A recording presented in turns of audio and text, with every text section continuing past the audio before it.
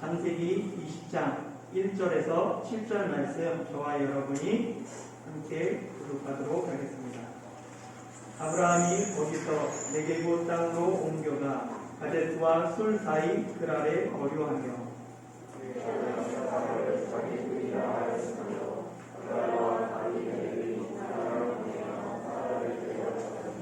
그 밤에 하나님이 아비멜렉에게 현몽하시고 그에게 이르시되 내가 데려간 이 여인으로 말미암아 내가 죽으리니 그는 남편이 있는 여자이니라.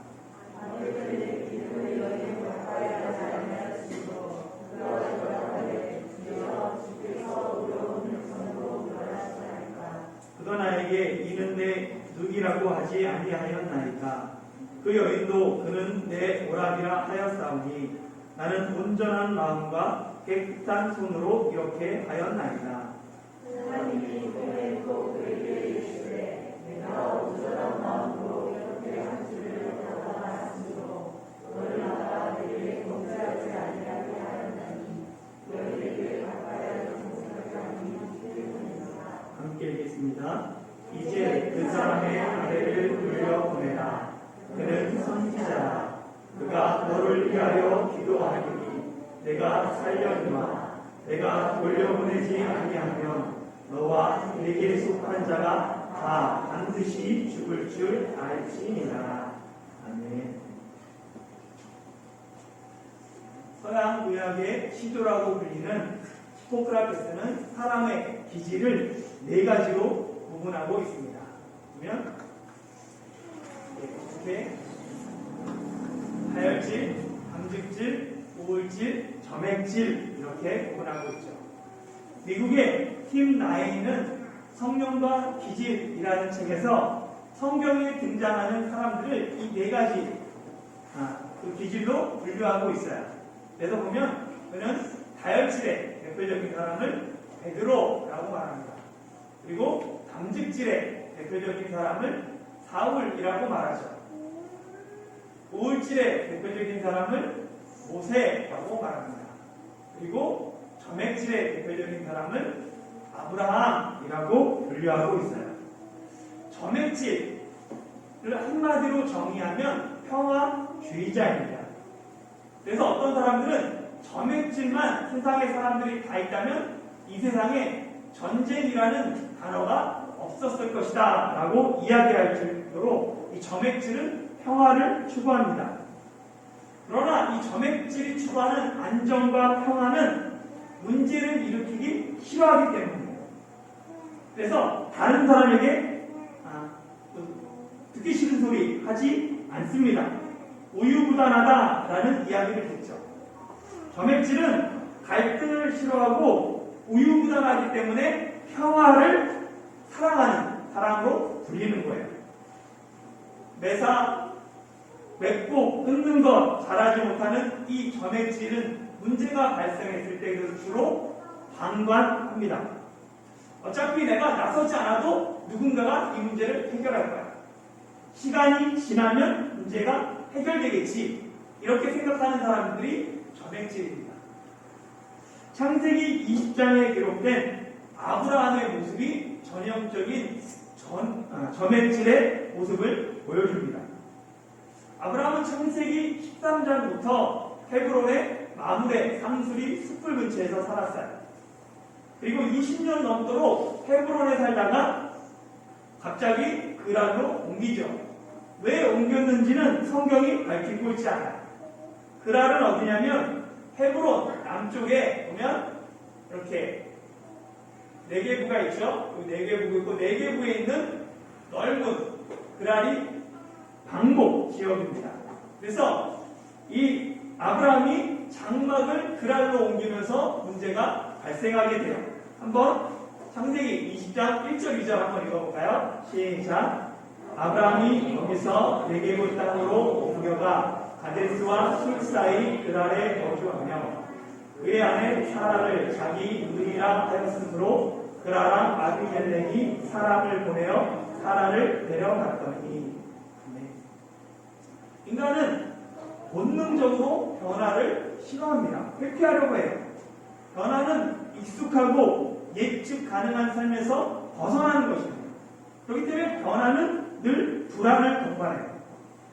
사람이 나이가 들수록 변화보다는 안정을 추구하는 이유가 그 때문입니다.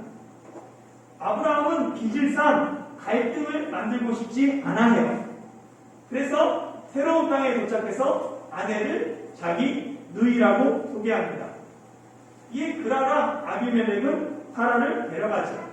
그라는 지역 이름이고 아비멜렉은 아버지가 왕이다라는 뜻입니다. 블레셋 왕의 공식 명칭이 아비멜렉이에요. 그래서 아비멜렉은 계속 성경에 등장합니다. 바로 파라오가 이집트의 왕의 공식 명칭인 것과 마찬가지입니다. 고대 족장들은 이웃과 동맹을 맺기 위해서 정략 결혼을 맺곤 했죠. 만약에 아브라함에게 딸이 있었다면 아비멜렉은 아브라함과 동맹을 맺기 위해 그의 딸을 호궁으로 맞이했을 거예요. 그런데 아브라함에게 자녀가 없습니다.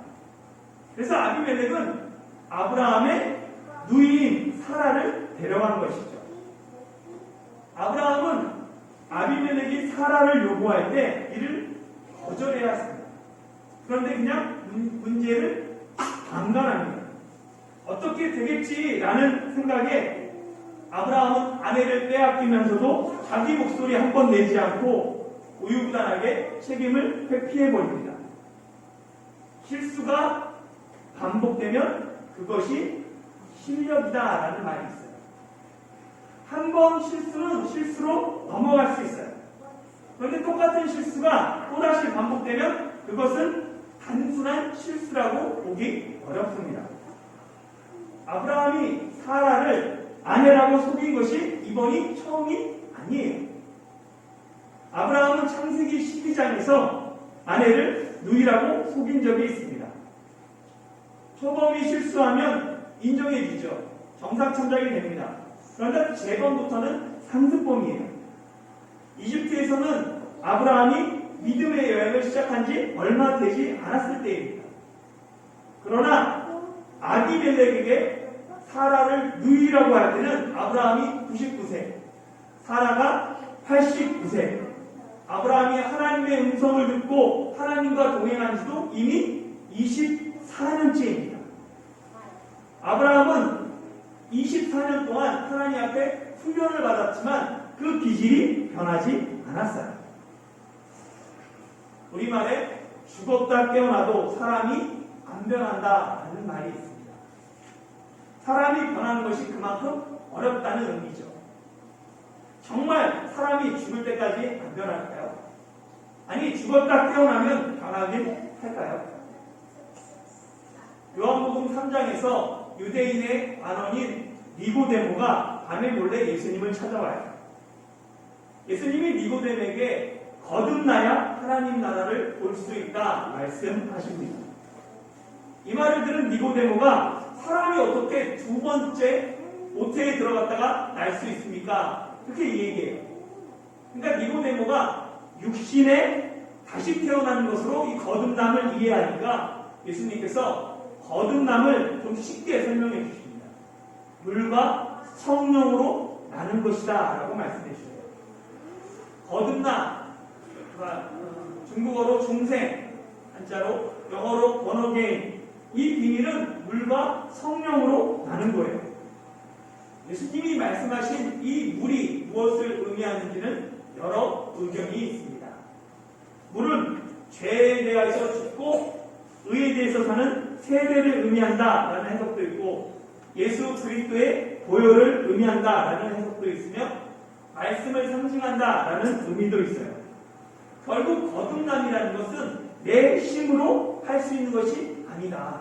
오직 하나님이 우리를 거듭나게 하셔야 된다라는 의미입니다. 아브라함은 오랜 시간 훈련을 받았습니다. 그러나 비슷한 상황이 되니까 또다시 똑같은 죄를 반복합니다. 죄는 조금의 틈만 생겨도 그 틈을 놓치지 않아요. 한 번 뱉은 거짓말은 또다시 비슷한 상황이 되면 자신도 모르게 똑같이 그 거짓말이 튀어나옵니다. 이것이 죄의 무서움이에요. 담배, 도박, 마약 등 중독성이 강한 것은 내가 끊겠다고 굳게 결심하지만 비슷한 상황, 비슷한 장소, 비슷한 사람들을 만나면 너무나도 쉽게 옛생활로 돌아가 버리곤 합니다. 죄 역시 마찬가지입니다. 죄는 끈질기게 우리를 몰아내요. 물과 성령으로 거듭나지 않으면 죄로부터 승리할 수가 없습니다. 오늘 설교 제목에 등장하는 고다비, 이게 무슨 뜻인지 혹시 아십니까? 고다비는 고구마 100개를 물없이 먹은 것 같은 답답함을 유발하는 사람이라는 신조어예요. 이 실제로 신조어입니다. 그래서 이 답답이의 업그레이드가 고다비예요. 고려대 신지영 국문과 교수는 고다비 유형을 4가지로 이야기해요. 첫 번째는 뭐냐면 망설임입니다. 자기 표현을 제대로 하지 못하고 망설이다가 기회를 놓치는 유형. 두 번째는 회피형이에요. 문제를 직면하지 않고 의도적으로 회피하는 유형입니다. 세 번째는 일반 통행입니다. 자기 말만 하는 벽창호 유형. 마지막 네 번째는 이해 부족형입니다. 상대의 말을 제대로 이해하지 못하는 답답한 유형이죠. 아브라함의 이 우유부단함과 문제의피는 우리로 하여금 고구마 몇 개 먹은 것 같은 답답함을 유발해요. 24년 전 이집트에서 아브라함은 힘이 약했습니다. 믿음 생활도 막 시작했어요. 그때는 죽음에 대한 두려움 때문에 이쁜 아내를 누이라고 속였어요. 그러나 99세의 아브라함은 많은 가신들이 있습니다. 전쟁에서 승리한 경험도 있어요. 많은 종을 준 많은 수하를 거느린 족장이었습니다. 20년이 넘도록 산전수전을 다 겪은 믿음의 사람이에요. 그리고 무엇보다도 지금은 이 사라 뱃속에 언약의 아들 이삭이 자라고 있습니다.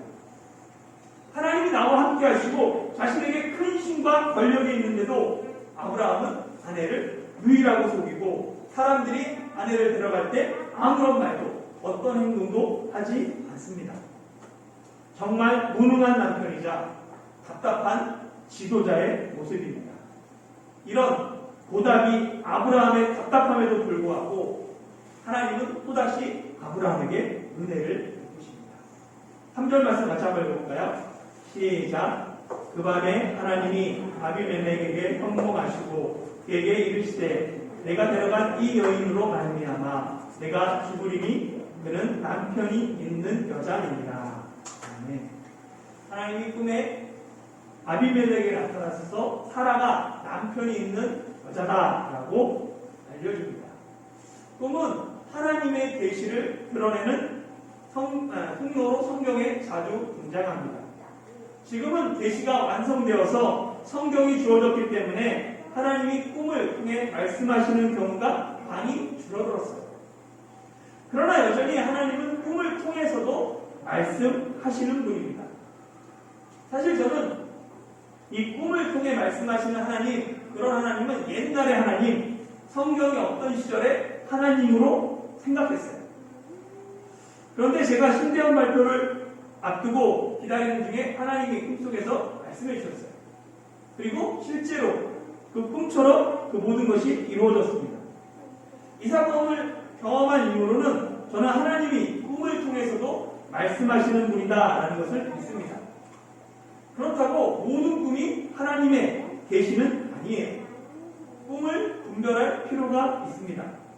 그리고 그 기준은 하나님의 말씀인 성경이 되어야 합니다. 성경은 계시의 완성이며 또한 하나님의 뜻이 모호할 때 분명한 기준이 됩니다. 하나님의 말씀에 뿌리를 내리면 쉽게 흔들리지 않아요. 그러나 꿈이나 예언이나 환상을 의지하는 사람은 그것이 이루어지지 않았을 때 쉽게 흔들립니다. 예수님은 반석 위에 집을 지은 지혜로운 사람을 뭐라고 그러냐면 하나님의 말씀을 듣고 그 말씀을 행하는 사람이다 라고 말씀하셨어요. 반석 위에 집을 짓기 위해 가장 먼저 해야 할 것이 뭐냐면 하나님의 말씀을 듣는 것입니다. 말씀을 듣는 사람은 홍수 어떠한 태풍 가운데도 무너지지 않는 튼튼한 집을 세우는 첫걸음이 됩니다. 하나님은 아비멜렉에게 내가 남편 있는 여인을 데려갔기 때문에 내가 반드시 죽을 것이다 라고 말했습니다. 이에 대한 아비멜렉의 대답이 4절과 5절 말씀입니다. 같이 한번 읽어볼까요? 시작.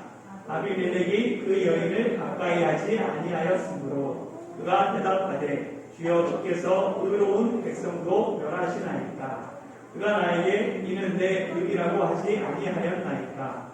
그 여인도 그는 내 오라비라 하였사오니 나는 온전한 마음과 깨끗한 손으로 이렇게 하였나이다. 아비멜렉은 하나님께 자신의 결백을 주장합니다. 아비멜렉은 아브라함이 사라는 자기 누이라고 했으며 사라도 아브라함을 오라비라고 했기 때문에 자기가 남편 있는 여자를 부당하게 취한 것이 아니다라고 대답하죠. 오히려 하나님은 아비멜렉은 하나님께 나는 온전한 마음과 깨끗한 손으로 이렇게 했습니다.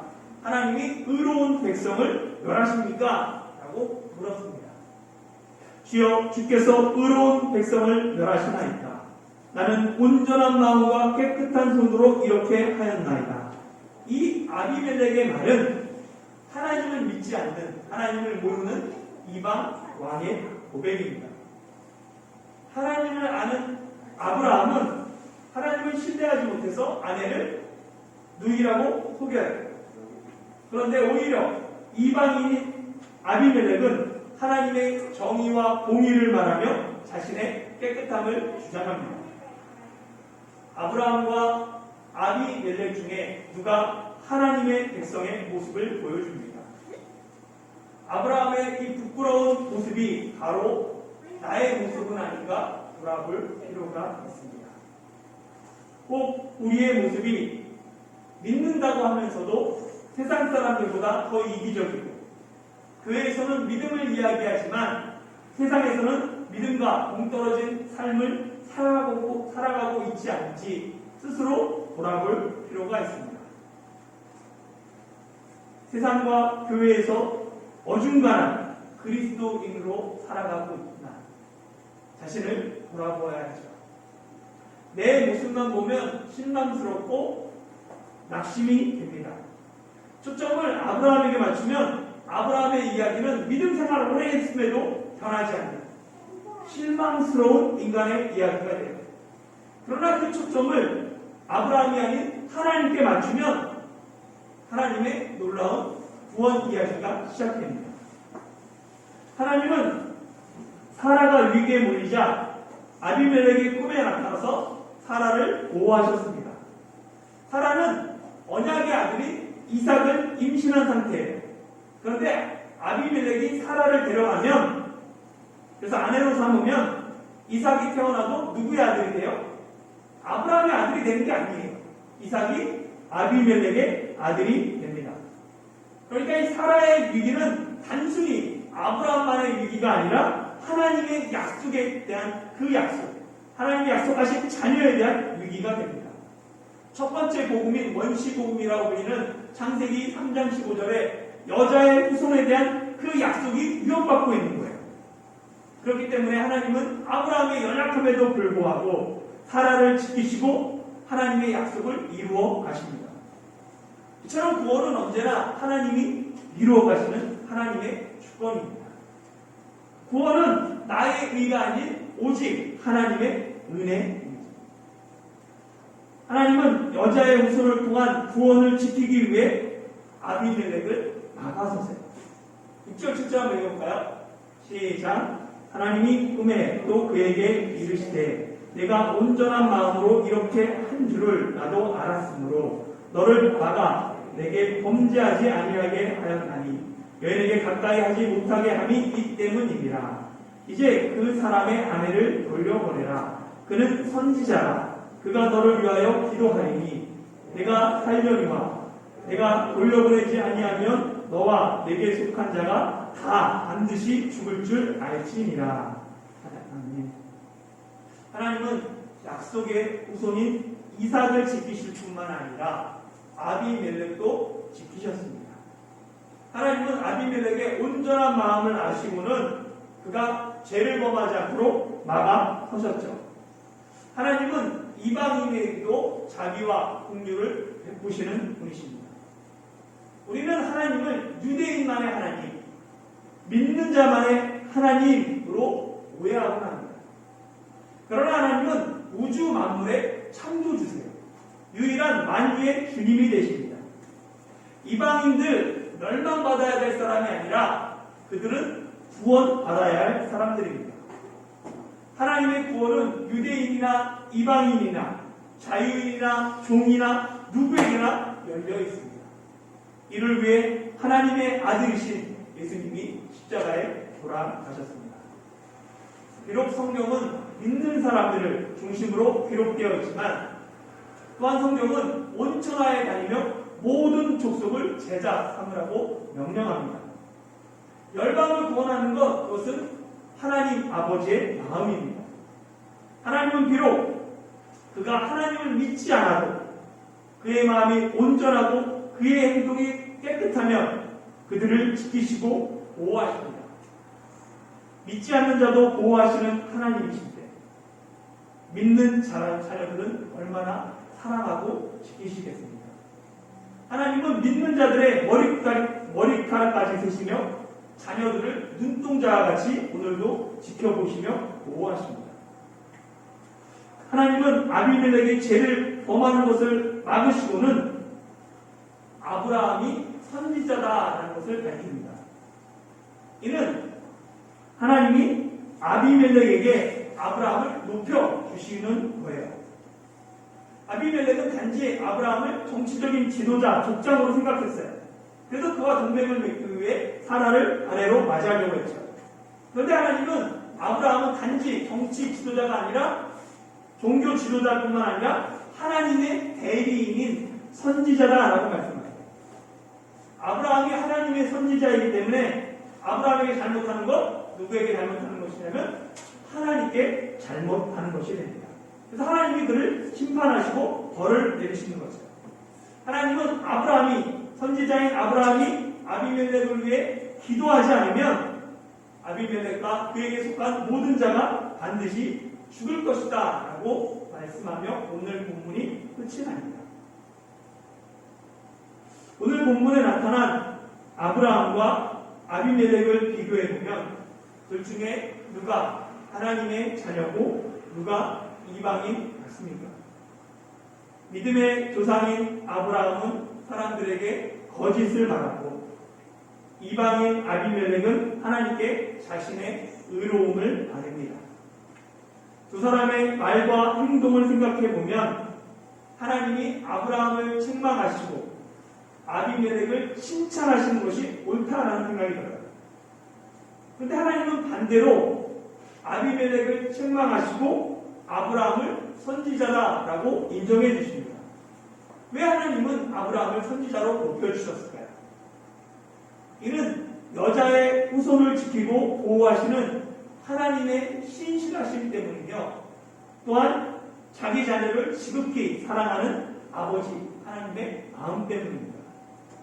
자기 아들이 좀 부족하고 말썽을 피워도 옆집 잘난 아들에게 유산을 물려주는 부모는 없습니다. 부족해도 자기 자식의 편에 서는 것이 부모의 마음이죠.